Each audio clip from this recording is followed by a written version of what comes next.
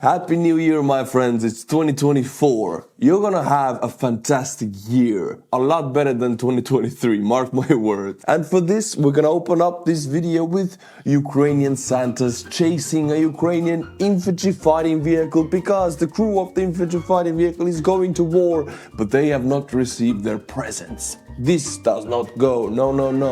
Now these Ukrainian Santas will deliver these presents to the crew so they can go to war and liberate their homeland while feeling happy about it. Very important. And also we will be delivering presents to the Ukrainians in January 24th. I'll go to Kiev. I'll deliver the drones, the cars, everything you guys paid for in the last fundraiser. You guys donated 183,000 USDs and I will show you everything we're getting for it. A lot of it. Oh, did you think it's over? No, it's the first video of the year. I will take this time, your valuable time, and show you reunification of Ukrainian children to their parents. This is a mother actually who went to fight and now returned home. Their children are with the grandparents while the parents are fighting for the homeland and freedom of the country. Nothing purer, nothing better. I'm so glad to see this. And look here, we can see father returning with one eye, battle scars, but returning to home. These are the happy moments I want to share with you, taking your valuable time, but I think you will gain from it rather than lose. But it's enough, my friends. Now let's see what's been going on in Ukraine. See, I was resting with my fiance for 2 days, taking the new year, accepting it, and now I'm back to work, back to deliver information for you. And you're gonna love the first one. Remember the Ukrainian drones, marine drones, the Sea Baby they are called. These drones are not made by any Ukrainian drone startup company, but they are made by a Ukrainian defense ministry. No companies are let near them because they're way too secret, way too important, and very expensive. These are the drones responsible for pushing the Russian Black Sea Navy away from Sevastopol and reopening the Ukrainian grain corridor, making Ukraine able to export their biggest export article, which is grain, therefore gaining more money, paying the military. It's very important for the economy. Sea Baby carries a payload of 1,900 pounds, and most of that is explosives. And according to that, some of the models are equipped with a 300,000 USD worth of communication system and a flamethrower system. Yes, you heard right. A marine drone has a remote-controlled flamethrower turret on top of it. It's like straight out of the computer game. It is much like I would see something like that in the newest Call of Duty game. Don't know what I'm talking about? Well, let's look at this. This is the Sea Baby, and these light specks right here, you see, this is flamethrower shooting at a Russian vessel. Look at this. It is shooting flame very directionally, and it is flying, going into the water. It's flying towards the ship, hitting the ship. And how do you protect against it? You're gonna shoot down a flame. You're gonna destroy it with a jamming system or a laser system or a machine gun. It will reach your ship. Nothing to do about it. So, genius. Now again, to open up a little bit about the importance of this. These Sea Baby drones are mass producible. They're not cheap, but definitely they're a lot, many folds cheaper than having a navy. 100 times cheaper. I mean, one of these drones could cost up to $500,000 or more, but a ship that would do the same job would cost 10 million, 50, maybe $100 million. And these drones are able to push the Russian Black Sea fleet hundreds of kilometers back, making Russians unable to deploy missile carriers to the Black Sea, because we have not seen one for an entire month in the Black Sea. The biggest missile attack was carried out via Russian bombers, Air Force Tupolev 95 planes, not the ships like it was in 2022. So Ukraine has been able to push in a very cost-effective way the Russian Black Sea fleet far away from the western northern side of the Black Sea. Now, my friends, a little gift for you. As I mentioned, I will be delivering 24th of January, the last fundraiser, which is 180,000 USD of drones and cars. But the fundraiser before that was already delivered in November by me. And now we got back a video. These things take time. And I want to show you the video so you see what you did. Here you go. My name is Cherkess. I'm a soldier of Azov Regiment, and I want to appreciate Mr. Artur Rehi and his subscriber for helping us to accumulate money and buy this beautiful car also as a drone protection that gonna go with this car and gonna provide us safety travel through the battlefield to our position, where we can kill more Russian with our mortar guns. My friends, look at this. This is Kharkiv. Russia is bombarding this city almost every day with S-300 anti-air defense missiles. Yes, you heard correctly, S-300 anti-air defense missile systems. They are using these missiles for ground targets. Now, and this is Belgorod, about 30 kilometers, well, exactly 30 kilometers to the closest point on the Ukrainian border.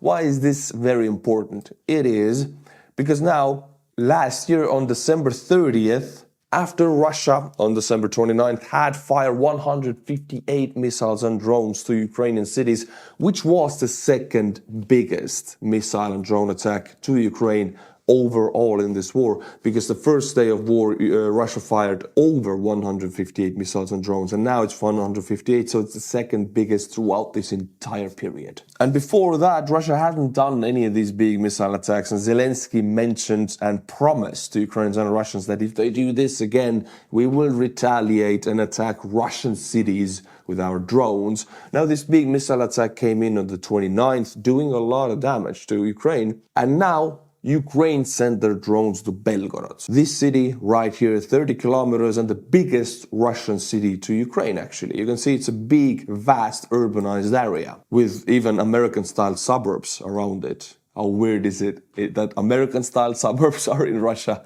But they are, actually. Look at this.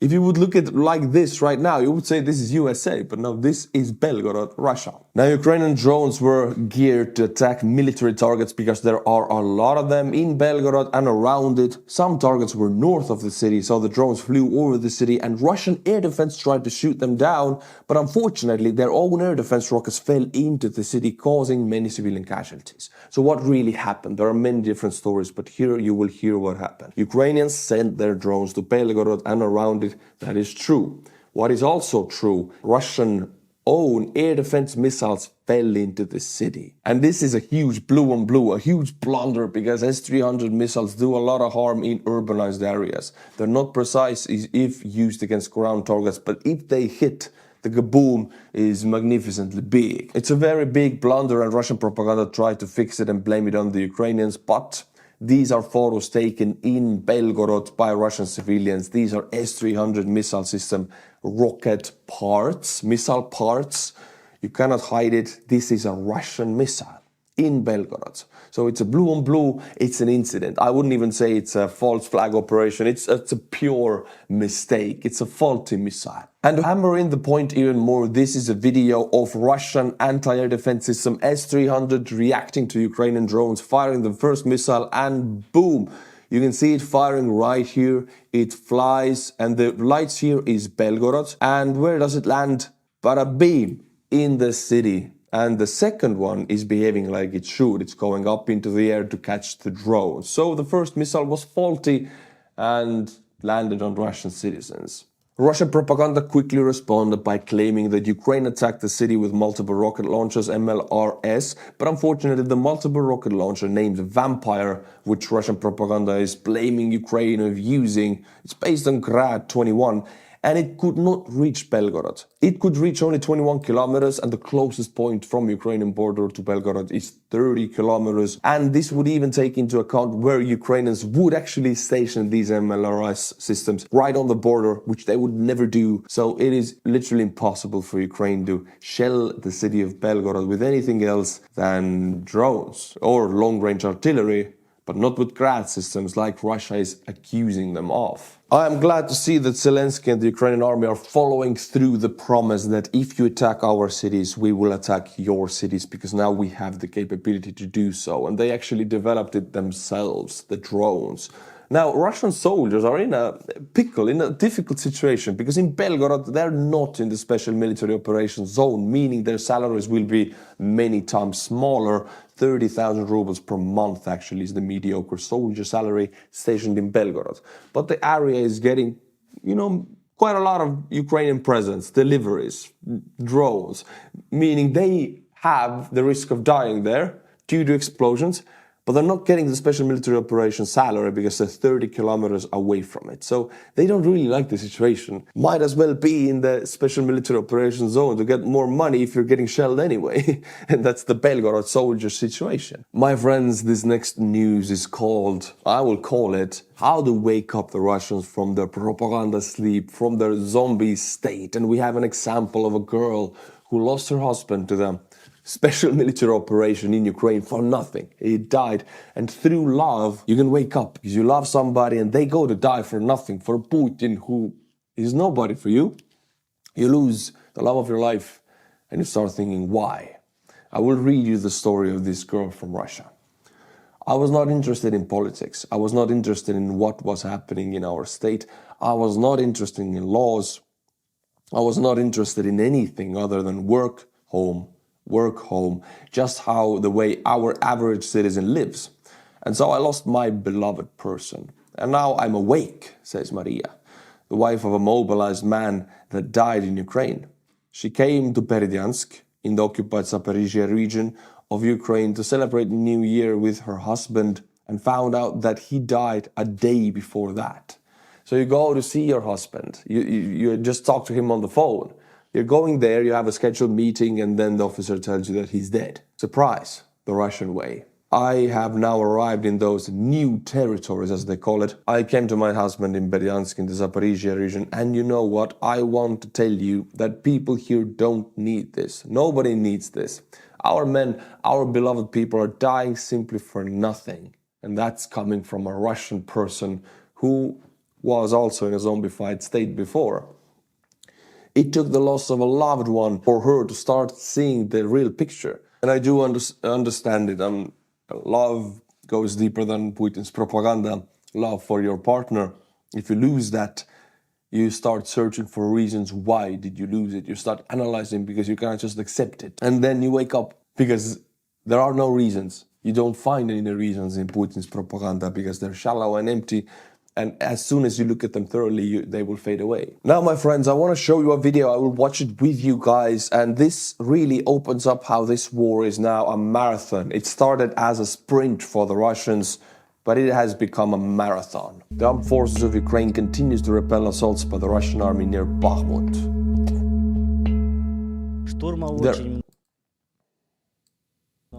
There are a lot of assaults now. It is really tough for our infantry. The guys are holding on as best as they can. Moreover, you can see how muddy it is. You must carry ammunition 3 kilometers on your back in this mud.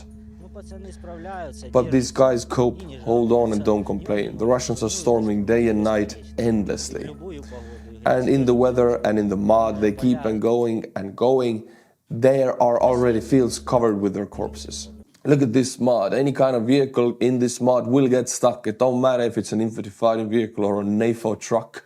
Whatever it is, it will get stuck. Maybe a bandwagon will go through. So you gotta carry the ammunition because if your vehicle gets stuck on the front line, it will be hunted by Russian artillery and FPV drones. Meaning, yeah, the 3 last kilometers, very heavy artillery rounds, extremely heavy. They weigh a lot. Civilians don't really get the idea of how big are artillery rounds and how heavy. You gotta carry them on your back, which is, first of all, very dangerous because if there is an explosion nearby, you're gonna go kaboom. And second of all, they weigh a lot. So in this mud, very easy to get trench foot. It's very difficult. Positions recaptured from the Russians are strewn with abandoned items, equipments, and uniforms. Unloading. These are magazines for the rifle used by the orcs and their cartridge pouch, but it's shot, so I guess it's here where the orcs stayed.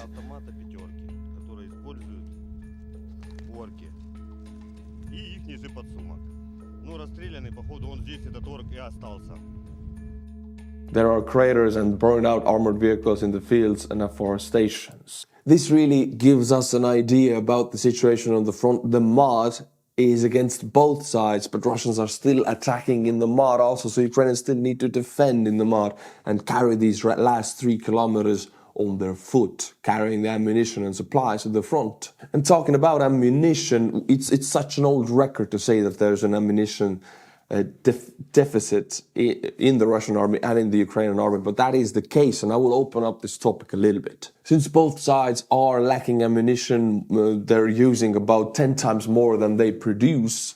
Russians and Ukrainians both have now been forced to focus on certain areas of the front, not the entire front. So Ukrainian defenders will guide their ammunition to where Russians are attacking, and Russian attackers will guide their ammunition to where they're attacking. So the rest of the parts do not get ammunition almost at all because they don't need it as much. I mean, of course they do need it, but not as vitally. So every ammunition that goes into one part means that other parts of the front are lacking ammunition. They prioritize certain areas. That's the only way to keep the barrels firing.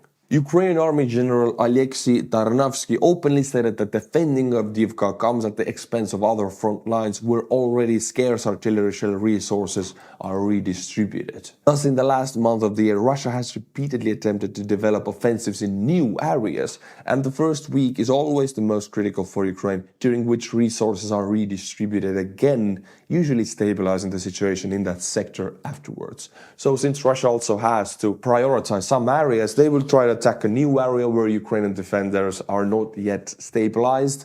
They attack, they make some small gains, and in the span of a week, Ukraine guides their ammunition and their reinforcements into that area and stabilize the area. And so the war has become finding these new areas and utilizing gains within the first week. Because if you don't take anything within a week, you're not going to take anything at all. It's strange how this war has transformed. Well, talking about the Battle of Avdiivka, or Avdiivka in general, where Russians and Ukrainians both are funneling their ammunition and taking it away from other fronts. Now, Avdiivka has been attacked by the Russians now 3 months in a row, so we can have a little bit of a summary of the battle, 3-month Battle of Avdiivka. Let's look at the data. Russia has lost 411 units of equipment, including 143 tanks and 228 infantry fighting vehicles during this period. The corresponding figure on the Ukrainian side is 30, including 14 tanks and 9 infantry fighting vehicles. The initial Russian plan to break through the defenses from the west of the city from both the south and north, forcing Ukrainians to abandon the city, has not yielded much after catastrophic losses in manpower and equipment. Ukraine does not rule out the possibility of leaving the city if the defense becomes too costly in terms of casualties, but for now, the defense holds. Ukrainians have lost 30 vehicles in general, Russians have lost 411. This shows you the Ukrainian defensive capabilities. Now, where Ukraine was attacking in the summer offensive of 2023, they lost a lot of vehicles. The attacking side does lose a lot of vehicles in this war because the air cover is non-existent on both sides, especially now where Russia lost 3 fighter jets in December and now they're almost not using their air force at all. Now, these numbers say that Ukrainians might be winning the Battle of Avdiivka, but the situation is extremely difficult, and if Russians take a little bit more ground on the north and south of Avdiivka, Ukrainians will have to pull out. So the situation is not good at all for the Ukrainians in the city, and it is not good at all for the Russians because they have thrown away their most capable offensive forces to that city. Finally, why are Russians attacking like they do? Well, because they are an authoritarian system, meaning orders come from above, go down below. Nobody can question them, because if you do, you will fly out of the window or will be relieved from your position. You will be replaced. So order comes down, it goes down and down and down. And when it gets to the very bottom, to the frontline man, who knows the situation best perhaps because he sees what's around him, he cannot change the order based on what he sees. So that is different in the NATO armies. Of course, a NATO soldier will also not question the general's order, never. You will do what you're told in the NATO army also, but in NATO armies there is more initiative given to soldiers. There is more training on adapting to the battlefield. Look what's around you and adapt to it. Improvise, adapt, overcome. United States Marine or Marines or every other NATO fighting unit works differently than the Russian army, which is an extremely top-heavy system. And to illustrate this, the east bank of the Dnipro is a real headache for the Russian army. A Z channel, VDV Zachesnoitst, writes about information circulating among the military and Colonel General Deplinsky, who is connected to the Saintniks and is command was sent by Putin to push back the Ukrainian bridgehead over the Dnipro. He has set a goal to clear the east bank of Dnipro from Ukrainians by January 15th. You can see the soldiers on the ground, the Russians, they see that, okay, we don't have an air force covering us. We don't have artillery covering us because Ukrainians have destroyed most of it in the Dnipro area, and Ukrainians have a kamikaze drone superiority specifically in that area. Now, General Deblinsky says that we have to push out the Ukrainians by January 15th. What it means massive suicidal attacks, because that's all they can do without achieving any results. So these top-down heavy blind orders are the reasons Russians behave and attack like they do, because it's that's the symbol of this system. You do it however you can do it, and the only way they can do it is by sending men and infantry fighting vehicles. That's all they have, so they will do that. The Ukrainians stopped their summer offensive because it failed. Russians will not stop their offensives because the orders are such. That's the difference between a NATO doctrine army and a Russian army. According to the channel, so many experienced soldiers have been killed or wounded in this sector that there is a noticeable and rapid decline in quality. In addition, Ukraine continues to successfully eliminate Russian artillery and multiple rocket launchers, so the advancing soldiers can hardly count on artillery support. Meat assaults are going to happen for the next 2 weeks because Putin ordered him. Now, my friends, for the first time in 2024, I proudly present you Patreons, the heroes of this channel. I will read you 5 new names of 2024. Jochen Zabo, Peter, Eimer Vieldrayer. I would say you're Dutch or something. Dutch names look like that, I think. Jesse Hueper, Raymond. Thank you to these 5 people for giving me the security to be able to aid Ukraine more effectively. If you like my channel, tier 10 and above, go to my Patreon, link is in the description below. And until my next video, my friends, which will be tomorrow, Slava Ukraini, and bye-bye.